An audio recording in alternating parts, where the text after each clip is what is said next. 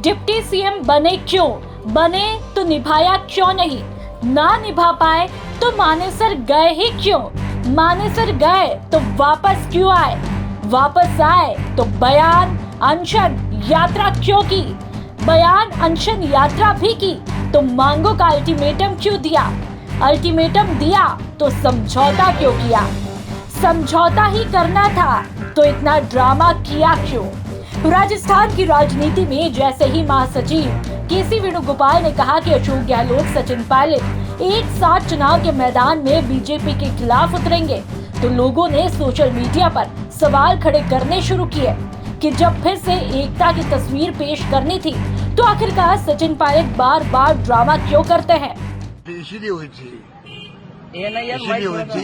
कि किस प्रकार से हम लोग काम करें अपने अपने वहाँ पे। अब भरोसा है वो साथ में मिलकर काम करेंगे, उनके लिए क्या रोल होगा? क्यों नहीं करेंगे अगर पार्टी में वो हैं और पार्टी में अगर हैं तो फिर क्यों नहीं करेंगे। क्या रोल होगा सर उनके लिए?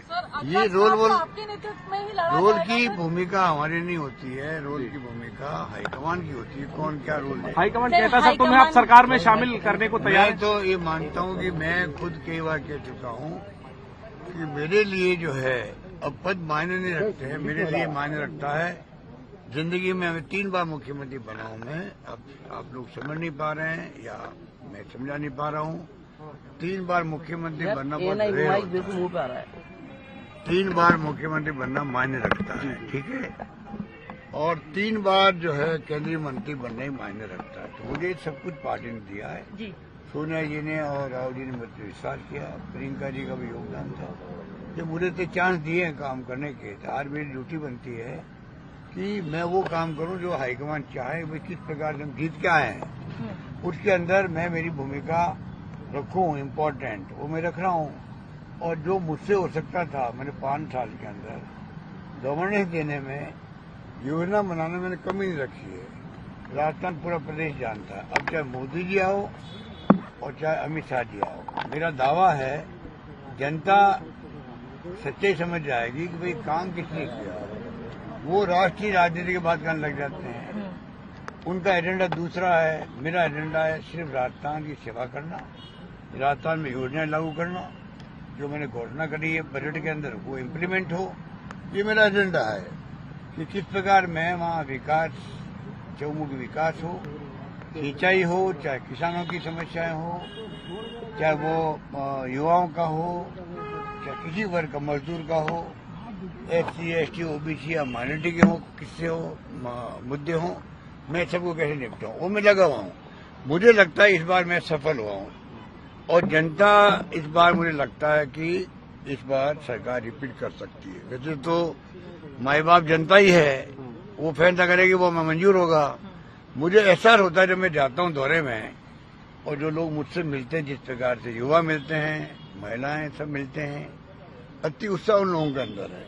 और मैं जगह रुकता भी हूँ, बात करता हूँ उनसे, मीटिंग करता हूँ, तो मुझे ऐसा लगता है कि इस बार लोग मुझे वापस रिपीट करके बताएंगे, चाहे वो कितने धन बल खर्च करेंगे। ये बीजेपी वाले अभी भी ये भ्रमित करें लोगों को छोटी बातों को लेकर के।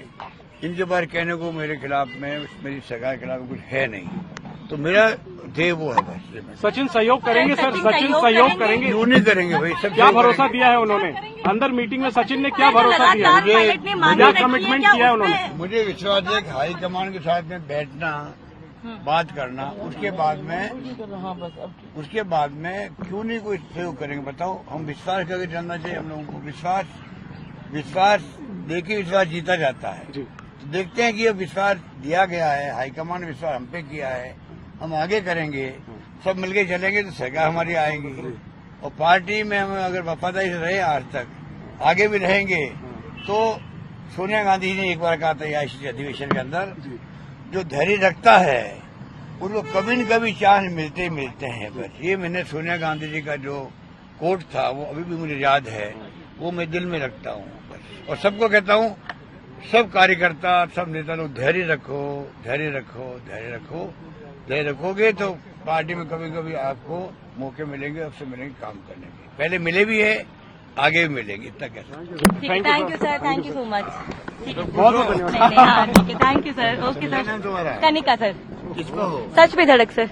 ओ सर भी। हाँ जी सर। तो वहीं एक तरफ दिल्ली में अशोक गहलोत ने जो बयान दिया उससे तो मानो ऐसा लग रहा है कि गहलोत अगली बार भी अगर सरकार आई तो फिर से सीएम का पद लेने का मन बना चुके हैं। हालांकि गहलोत ने ये भी कहा कि आलाकमान उन्हें जो जिम्मेदारी सौंपेगा उसे वो निभाएंगे, लेकिन इसके साथ ही गहलोत ने ये बात भी कह डाली कि उन्हें भरोसा है कि इस बार भी जनता उन्हें ही रिपीट करेगी। गहलोत ने कहा अगर सचिन पायलट पार्टी में है तो वो साथ मिलकर ही काम करेंगे। साथ ही सचिन पायलट की क्या भूमिका रहेगी वो हाईकमान तय करेगा। जिसके बाद सियासी गलियारों में कयास लग रहे हैं कि क्या सचिन पायलट अब प्रदेशाध्यक्ष की भूमिका में दिखाई दे सकते हैं।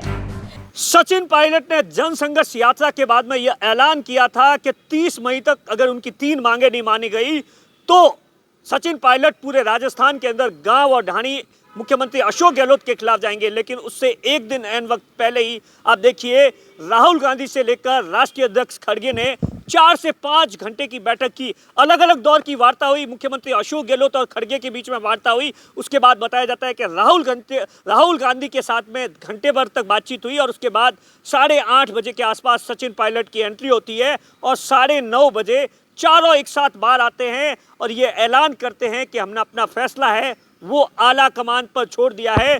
लेकिन बीजेपी के खिलाफ हम 2023 में दोनों एक साथ राजस्थान के अंदर कांग्रेस का प्रचार करेंगे। लेकिन सबसे बड़ा सवाल है कि आखिर सचिन पायलट की क्या कुछ भूमिका होगी और उन 3 डिमांड्स का क्या कुछ होगा। तो वहीं सोशल मीडिया पर लोग जमकर चुटकियां ले रहे हैं कि पायलट हर बार बंद कमरे में सुलह करके आ जाते हैं। खुद का स्वार्थ सिद्ध करने के लिए बार बार युवाओं से किए वादों की आड़ लेते हैं, फिर सुलह करके चुप हो जाते हैं। इस बार 3 मांगों पर क्या निर्णय हुआ यह पायलट सार्वजनिक नहीं करेंगे तो आगे से कोई युवा उनके समर्थन में भी नहीं आएगा। अब ऐसे में नजरें इस बात पर टिकी रहेंगी कि अशोक गहलोत और सचिन पायलट का रुख अब क्या कुछ रहेगा। राजस्थान तक के लिए बाड़मेर से दिनेश बोहरा की रिपोर्ट।